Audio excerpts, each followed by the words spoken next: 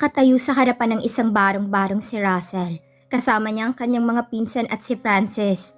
Lahat ng tao sa paligid ay nagtataka at hindi alam kung anong nangyayari. Naku, baka palalayasin na naman ng mga Henderson ang mga nakatira dyan. Paano ba yan? Ibaon sila sa utang sa tindahan ko. Kapag pinaalis sila dyan, saan ko naman sila hahagilapin? Bulong ng isang may katandaang ginang kaya napalingon dito si Russell. Dinukot ng binata ang pitaka niya at tinawag ang ginang na nagsalita kanina lamang. Nakaramdam ng matinding takot ang babae dahil inisip niya na baka madamay siya dahil sa katabilan ng dila niya. Magkano ho ang utang nila sa inyo? Ani ni Russell sa matandang babae. Naku, huwag na lang iho. Pasensya ka na sa mga nasabi ko. Ani ng ginang. Ngumiti naman si Russell at binuklat ang pitaka niya at naglabas ng makapal na lilibuhin. Siguro naman ho ay sapat na yung kabayaran sa mga utang nila sa inyo. Ani ni Russell na ikinagulat ng mga tao sa paligid, lalo na ng matandang babae. Naku iho, sobra-sobra ito. Wika ng ginang, pero ngiti lamang ang isinagot nito sa kanya. Itinulak ni Russell ang pintuan ng barong-barong na tinutuluyan nila Maxine. Pagbukas nito ay walang sabi-sabing pumasok sila sa loob at dahil may katangkaran ng mga magpipinsan kaya nakayuko ang mga ulo nila habang naririnig nila ang hagulgol ng mga tao sa loob. Parang awa na ninyo, nananahimik na ho kami dito. Umiiwas na ho kami sa lahat ng gulo kaya nakikiusap po kami hayaan na po ninyo kaming mamuhay ng tahimik. Umiiyak na ani ng ina ni Maxine Arcola. Russell, please! Wala naman akong ginagawang masama. Nagbago na ako. Nakikiusap ako. Huwag niyo kaming paalisin dito. Wala na kaming matitirahan pa. Ani ni Maxine. Napatingin naman sila sa isang lalaking nakahiga na umuubo. Is he okay? Tanong ni Russell kay Maxine habang nakatingin ang binata sa ama ni Maxine na nakaratay sa papag na may manipis na kumot na sapin. May sakit si Daddy. Hindi pa namin napapacheck up. Wala kasi kaming pera, ani ni Maxine. Muling tinitigan ni Russell ang ama ni Maxine na namamayat na dahil marahil sa sakit nito. Kinuha niya ang telepono niya at may tinawagan ito. Hello, si Russell Henderson ito. Pumunta kayo dito sa address na ipapadala ko sa inyo. Bilisan nyo. Aalis kayo ngayon din dala ang ambulance. Sige na at ipapadala ko agad sa inyo ang address. Ani ni Russell na ikinagulat ng mag-ina. Matapos makuha ni Russell ang kumpletong address ay ipinadala agad niya ito sa kausap niya. Ano hubang nangyari sa kanya? Tanong ni Russell sa ina ni Maxine. Naulanan kasi siya. Yun lang naman na nangyari sa kanya tapos nagkaubot nagkasipon. Hindi na nawala ang ubo niya at ang lagnat ay pabalik-balik. Wika ng ina ni Maxine. Nakikiusap kami sa inyo. Nananahimik na kami dito. Hayaan na ninyo kami. Umiiyak na ani ni Maxine. Kinuha ni Russell ang kamay ni Maxine at maingat niya itong itinayo. Noong unay nag-aalangan ng dalaga hanggang sa nagpatianod na lamang siya sa binata. Lahat ay nagulat nang biglang niyakap ni Russell si Maxine at maging ang mga magulang ni Maxine ay gulat na gulat sa ginawa ng binata. Simula ngayon ay magbabago na ang inyong buhay. Ibabalik ko na sa inyo lahat ng karapatan niyo sa inyong mga ari-arian. Aalis na kayo dito sa bahay na ito dahil naghihintay na sa inyong pagbabalik ang inyong tahanan. Ani ni Russell at hindi mapigilan pa ni Maxine ang humagulgol sa dibdib ng binata at tuluyan na rin itong yumakap kay Russell. Panginoon ko, totoo bang sinasabi mo, iho? Umiiyak na ani ng ina ni Maxine. Magsasalita pa sana si Russell nang marinig nila ang malakas na wangwang ng ambulansya na pag-aari ng hospital ng mga Henderson. Mabilis namang nagbabaan ang sakay ng ambulansya. At pagkakita sa magpipinsang Henderson ay sabay-sabay na itinungong mga ulo bago tuluyang pumasok sa loob ng barong-barong. Siguraduhin nyo na maibibigay nyo sa kanya lahat ng pangangailangan niya. Tinawagan ko na rin ang doktor at hinihintay na lamang ang pasyente. Asikasuhin agad at huwag pabayaan. Ani ni David. Makikita sa ama ni Maxine ang pasasalamat kahit hindi ito nagsasalita. May suot din itong face mask. Marahil ay upang maprotektahan ang kanyang mag-ina na kasama niya sa kanyang maliit na barong-barong. Pagkaalis ng ambulansya ay muling pumasok sa loob ng barong-barong si Russell. Sumunod sa loob si Frances na ikinagulat naman ni Maxine. Maayos na palang kalagayan mo. Natutuwa ako para sa'yo. Wika ni Maxine. Kahapon ko nalaman, magiging maayos ka na rin kaya huwag kang mag-alala at pati ang daddy mo ay gagaling na. Sabi naman ni Francis sa dalaga. Napatingin naman si Maxine kay Darwin na nakaupo at nakatitig lamang sa kanya. Hindi malaman ni Maxine kung ngingitian ba niya ang binata o hindi na lamang ito papansinin. Si Russell naman ay ipinatong ang isang malaking folder sa ibabaw ng lamesa at tumingin sa mag-ina na hindi pa rin maunawaan ang mga nangyayari. Ang nilalaman po ng folder na ito ay ang lahat ng karapatan nyo sa inyong mga ari-arian. Ibinabalik ko na po sa inyong lahat ng ito upang muli kayong mabuhay ng masagana katulad noon. Patawarin niyo po sana ako kung dahil sa matindi kong galit ay nagawa ko kayong alisan ng karapatan sa lahat ng bagay. Patawad po at sana ay naging aral din kay Maxine ang mga nangyari. Ani ni Russell. Kinuha ni Russell ang folder at iniabot ito kay Maxine. Russell? Nauutal na ani ni Maxine nang iabot sa kanya ni Russell ang folder. Bakas na bakas sa kanyang muka ang pagkabigla at hindi makapaniwala na hawak na niyang mga dokumento ng kanilang mga ari-arian at mga negosyo. Sana ay hindi na maulit ang mga nangyari noon. Hindi man sa akin ay para sa ibang tao naman. Maling tapakan ng pagkatao ng mga taong salat sa buhay dahil lamang sa mahihirap sila. Huwag niyong susukatin sa pera kung paano niyo irerespeto ang isang tao, mahirap man o mayaman. Lahat tayo'y pantay-pantay sa ibabaw ng mundong ito. Ngayong naranasan niyong maging mahirap at mamuhay ng mahirap, nawa ay may nakuha kayong aral sa mga nangyari, Maxine. Tandaan mo, hindi lahat ng ginto ay nasa taong mayayaman. Kadalasan makikita mo ito sa mga taong mahihirap lamang. Wika ni Russell at dahil sa sobrang katuwaan ni Maxine, ay muli sana niyang yayakapin si Russell, ngunit pinigilan naman siya ni Darwin. Tama na yan, masyado nang napaparami ang yakap. Umayos ka nga, Maxine. Huwag yakap ng yakap. Galit na ani ni Darwin, kaya napatingin si Maxine sa binata. Close po ba tayo? Tanong ni Maxine kay Darwin, kaya malakas na ugong ng tawanan ang maririnig mula sa magpipinsan. Matalim na tingin naman ang ipinukol ni Darwin sa mga pinsan niya, kaya napapailing na lamang si Russell. Makakaasa ka, Russell, na hindi na mauulit ang mga nangyari noon. Wika ni Maxine. Maghanda na po kayo at ihahatid na namin kayo ngayon sa inyong mansyon para maayos na po ninyo ang inyong mga sarili. Huwag po kayong mag-alala dahil hindi po napabayaan ng inyong mga ari-arian. Mag-impake na po kayo at nang maihatid na namin kayo. May pupuntahan pa kasi kami nila Francis. Medyo marami-rami din ang gagawin namin pag-aasikaso sa mga ari-arian ng mga taong tinanggalan namin ng karapatan. Ani ni Russell. Wala naman kaming gamit dito kung hindi ang maliit na kaldero at ang mga plastik na plato na hiniram namin sa mga kapitbahay namin.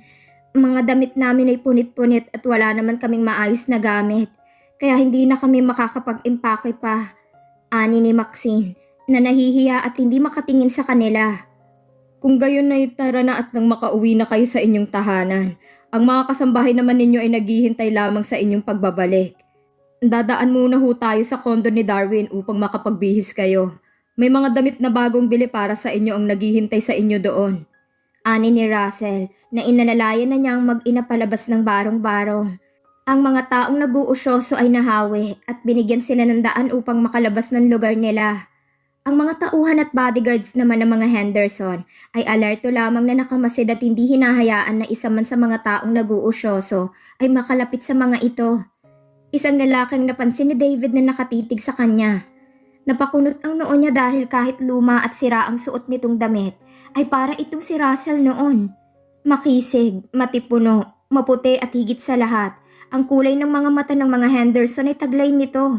Napahinto si David at napatingin ang lahat sa tinititigan ni David. Si Noah Dionisio yan. I know kahit ako, yun ang una kong napansin sa kanya. Taglay niya ang kulay ng inyong mga mata. Ani ni Maxine. Tinawag ni Maxine si Noah, ngunit matalim na tingin lamang ang ipinukol nito kay David. Kaya napatingin ang magpipinsan kay David. Anong problema ng gagong yun sa akin? Inis na ani ni David. Ganyan talaga yan. Buti nga kahit papaano kinakausap niya ako. Ang balita kasi dito, nagpakamatay ang nanay niya noong ipinanganak siya. Dahil ang lalaking mahal ng nanay niya na ama niya, ay itinaboy ang nanay niya dahil isa lamang itong labandera. Pagkatapos daw buntisin ay pinalayas.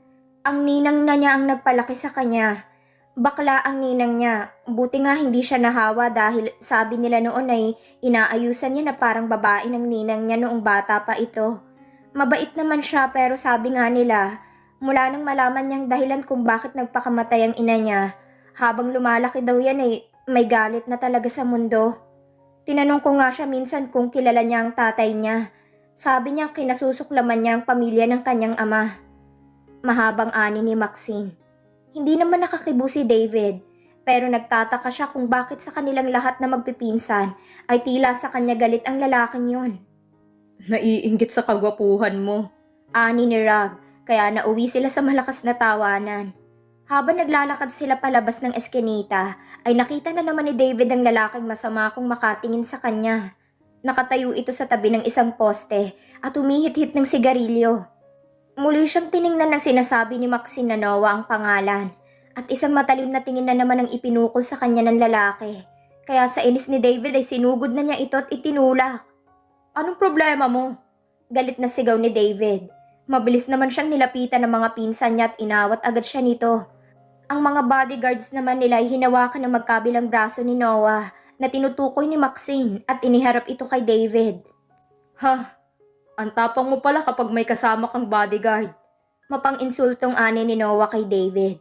Sinenyasan ni David ang mga bodyguards nito na bitawan ng binata, saka itinaas ni David ang daliri at pinapasugod niya sa kanya si Noah. Sugod, ipakita mo sa akin ang tapang mo. Inis na ani ni David. Tumawa lamang ng pagakang binata kay David at naglakad palayo. Ngunit pinigilan ito ni David, kaya biglang umigkas ang kamao ni Noah na tumama sa mukha ni David. Malakas na pagsinghap naman ang maririnig sa lahat ng taong nang uusyoso. Wow, sakit niyan. Pangaasar ni Rag, kaya malakas na tawanan ang maririnig sa magpipinsan. Pinunasan ni David ang kaunting dugo na tumagas sa pumutok niyang labi at isang ngisi ang ibinigay niya kay Noah. Tumayo ng tuwid si David. Muling umigkas ang kamao ni Noah.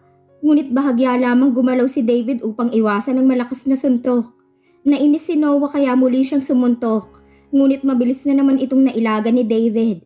Nang muli siyang babanatan ni Noah, ay isang malakas na suntok ang dumapo sa mukha ni Noah na ikinabagsak niya sa sahig. Lampa ka naman pala. Mapanuyang ani ni David at pinagpagan lang niya ang suot niyang damit. Let's go, at sayang lang ang oras natin dito. Ani ni David, pero napahinto siya nang muling magsalita si Noah. Namumuhi ako sa inyo, sa'yo at sa pamilya mo. Nang dahil sa ama mo nawalan ako ng ina. Nang dahil sa ama mo nagpakamatay ang ina ko. Sana kayo na lang ang nawala sa mundong ito. Galit na sigaw ng binata at tuluyan na itong nagtatakbo palayo. Parang natulos ang magpipinsan sa kinatatayuan nila nang marinig nilang sambit ni Noah. Dahan-dahan namang napalingon si David kay Maxine na tila ba gustong tanungin muli kung ano ang nangyari sa ina ng binata. Pero hindi niya magawa dahil ngayon pa lang ay tila alam na niya kung sinong lalaking yun. Isang Henderson ang lalaking yun? Kaya pala taglay niyang kulay ng mga mata natin dahil isa siyang Henderson? Kapatid mo sa ama? Gulat na ani ni Jefferson. Wow, hindi ko ina-expect na may isa pa pala tayong pinsan. Nasaan ang lalaking yun? Ani naman ni Rag habang si Russell naman ay tahimik lamang at nakatitig lamang ito kay David na hindi pa rin makakilos at hindi pa rin makapagsalita. Tinapik ni Russell ang balikat ni David kaya para itong natauhan at saka pa lamang ito nakapagsalita. Dan, may kapatid ako? Ani niya at lahat ay natahimik. Well, ikaw lamang ang makapagtatanong sa iyong ama kung may kakilala siyang Dionisio ang apelyido na dating labandera. Alamin mong totoo upang mahanap natin ang lalaking yun. Ani naman ni Russell.